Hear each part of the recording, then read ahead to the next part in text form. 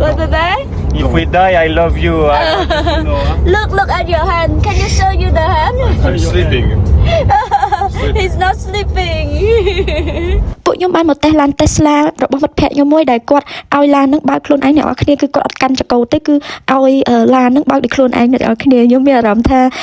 វាជាបទពិសោធន៍ថ្មីមួយមែនតើហើយក៏សប្បាយម្យ៉ាងដែរដែលបានសាកល្បងបទពិសោធន៍ថ្មីនៅក្នុងឡាន Tesla នេះបើមើលរូបរាងខាងក្រៅរបស់ឡាននេះគឺស្អាតមែនតើលក្ខណៈវាចេញមកស្អាតហ្មងហើយគាត់ចូលចិត្តពណ៌សមិត្តភ័ក្តិខ្ញុំគាត់ទិញពណ៌សហើយពេលយើងបើកទ្វារចេញចូលគឺវាមានលក្ខណៈថាសិតតែអេឡិចត្រូនិកទាំងអស់អ្នកនរគ្នាពេលយើងទាញបើកអ្នកនរគ្នាមើលយើងតើយើងចុចទៅវាបើកចេញមកអញ្ចឹងណាអញ្ចឹងគឺ